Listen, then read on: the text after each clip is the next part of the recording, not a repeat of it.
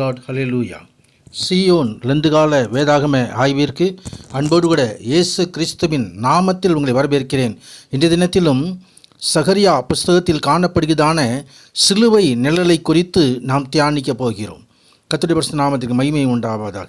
இந்த 40 நாட்களும் பழைய ஏற்பாட்டு ஆகமங்களிலே சிலுவை நிழல் எப்படி காணப்பட்டது, மோசே தொடங்கி சகல தீர்க்கதரிசிகளும் எழுதிய வேத வாக்கியங்களில் அந்த நிழல் காட்டப்பட்டு, அதற்கு பிறகு புதிய ஏற்பாட்டிலே அது எப்படி நிஜமாகிவிட்டது என்பதை குறித்து நாம் தியானிக்கிறோம். கர்த்தருடைய நாமத்திற்கு மகிமை உண்டாகும். இன்றைய கடைசி நாளிலும் சகரியா தீர்க்கதரிசன புஸ்தகத்திலே சொல்லப்பட்டதான ஒரு வசனம் 13ஆம் அதிகாரம் 1வது வசனத்திலே, அந்நாளிலே பாவத்தையும் அழுக்கையும் நீக்க தாவீதின் குடும்பத்தாருக்கும் எருசலேமின் குடிகளுக்கும் திறக்கப்பட்ட ஒரு ஊற்று உண்டாயிருக்கும் என்று தீர்க்கதரிசி சொல்லுகிறார்.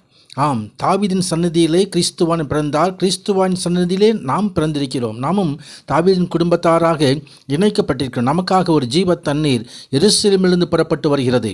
பாதி கிழக்கு சமுத்திரத்திற்கும் பாதி மேற்கு சமுத்திரத்திற்கும் போய் மாரிக்காலத்துக்கும் கோடை காலத்துக்கும் இருக்கும் என்று சொல்லி தீர்க்க தரிசனம் சொல்லுகிறது. அந்த ஜீவ தண்ணீர் எருசலேமிலிருந்து புறப்பட்டு வரும். அந்த எருசலேமிலே அவர் நாமே அருளாத கிறிஸ்துவானவர் நமக்காக பாடுபட்டார்.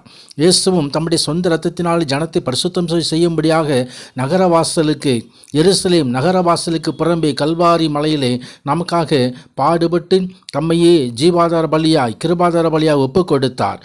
போர்ச்சேவன் ஒருவன் ஈட்டியினாலே விழாவிலே குத்தின பொழுது இரத்தமும் தண்ணீரும் புறப்பட்டது என்று சொல்லி யோவான் 19:34 தெரிவிக்கிறது. அதுதான் ஜீவ தண்ணீர். கர்த்தருடைய நாமத்துக்கு மகிமை உண்டாவதாக. குமாரனாகிய இயேசு கிறிஸ்துவின் இரத்தம் சகல பாவங்களை நீக்கி சுத்திகரிக்கும். இரத்தம் சிந்துதல் இல்லாமல் பாவ மன்னிப்பு இல்லை என்று சொல்லி வேதம் சொல்கிறது. நமது பாவங்கள் சுத்திகரிக்கப்படும்படி, நம்ம பாவங்கள் எல்லாம் நீக்கி பரிசுத்தம் செய்யும்படியாக அந்த இரத்தம் நம்மை சுத்திகரிக்கிறது. கர்த்தருடைய நாமத்துக்கு மகிமை உண்டாவதாக. குற்றமில்லாத மாசற்ற ஆட்டுக்குட்டியாய் கிறிஸ்துவின் விலையேறப்பட்ட இரத்தத்தினாலே மீட்கப்பட்டீர்கள் என்று அறிந்திருக்கிறீர்களே என்று சொல்லி பேதுரு தமது 1 நிருபத்திலே 1 அதிகாரம் 19வது வசனத்திலே குறிப்பிட்டு எழுதி வைத்திருக்கிறார்.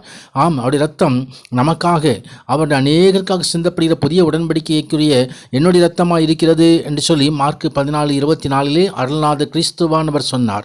புதிய உடன்படிக்கைக்கான இரத்தம், அது நமக்காக சிந்தப்பட்ட இரத்தம், நமது பாவங்களுக்காக சிந்தப்பட்ட இரத்தம். அந்த இரத்தம் இன்றைக்கும் பேசுகிறது.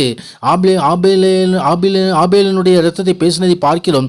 நன்மையானவைகளை கிறிஸ்துவின் இரத்தம் பேசிக்கொண்டிருக்கிறது. கர்த்தருடைய பிதாவுடைய சமூகத்திலே அந்த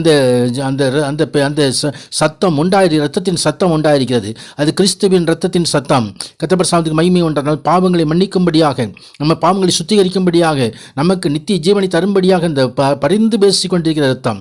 ஆம், அதனுடைய ரத்தத்தினாலே பாவம் மன்னிப்பாகி மீட்பு நமக்கு உண்டாயிருக்கிறது என்று சொல்லி கொலேசியருக்கும் எபேசியருக்கும் அப்போஸ்தலர் எழுதும் பொழுது அங்கே குறிப்பிட்டு எழுதுகிறதை நாம் பார்க்க முடியும். கர்த்தருடைய நாமத்துக்கு மகிமை உண்டாவதாக. இந்த பாவங்களை முற்றிலும் நீக்கும்படியாக சிலுவையிலே அவர் சிந்தி ரத்தத்தினாலே சமாதானத்தை உண்டாக்கி பூலோகத்தில் உள்ளவைகள் பரலோகத்தில் யாவையும் தமக்கு மூலமாய் ஒப்புரவாக்கி கொள்ளும்படியாக அவருக்கு பிரியமாயிற்று. அவர்தானே நமக்கு சமாதானத்தை உண்டு பண்ணும்படியாக இரத்தத்தை சிந்தினார். அந்த தேவ சமாதானம் நமக்கும் உண்டு.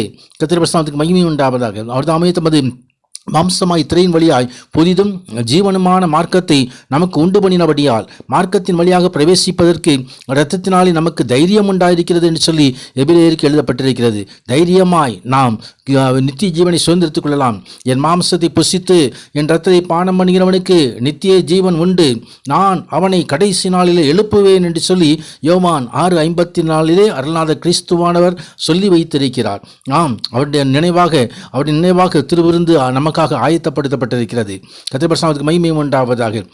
மரணம் நேரிடுவதாக இருந்தாலும் அதற்கு தப்பும்படி தங்கள் ஜீவனையும் பாராமல் ஆட்டுக்குட்டியின் இரத்தத்தினாலும் சாட்சியின் வசனத்தினாலும் அவனை ஜெயித்தார்கள் என்று சொல்லி வெளிப்படுத்தின விசேஷம் 12ஆம் அதிகாரம் 11ஆம் வசனம் தெரிவிக்கிறது. நாம் இயேசு கிறிஸ்து இரத்தத்தினாலே சத்ருவை மேற்கொள்ள முடியும். நாம் வேண்டிய பாதுகாப்பை பெற்றுக்கொள்ள முடியும்.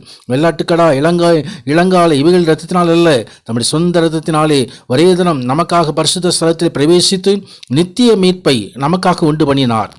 அந்த மீட்பிலே நாமும் பங்கு பெறும்படி, நாமும் அந்த பரிசுத்த ராஜ்யத்தில் பிரவேசிக்கும்படி அருள்நாதர் கிறிஸ்துவானவர் இருக்கிறார். எருசலேமே புலம்பல் உண்டாயிருக்கிறது. அவர் அருள்நாதர் கிறிஸ்துவானவர் சிலுவிலே பாடுபட்டு அது எருசலேம் ஜனங்கள் அங்கே அவரை ஏற்றுக்கொள்ளாதபடியினாலே அந்த பழி இரத்தப்பழி எங்கள் மீது எங்கள் பிள்ளைகள் மீது விழுவும் என்று சொல்லி ஒப்புக்கொடுத்ததினாலே அங்கு ஒரு பெரிய புலம்பல், ஒரு யுத்தம் உண்டாயிற்று. கர்த்தருடைய நாமத்துக்கு மகிமை உண்டாகும். ஆனாலும் கிறிஸ்துவானவர் அவர்தாமே தாவீதின் கூடாரங்களை முதலாக ரட்சிக்கிறவர். அந்த ரட்சிப்பிலே நாமும் பங்கு பெறுவோம். அந்த ரட்சிப்பை கடைசி வரைக்கும் நாமும் காத்துக்கொள்வோம்.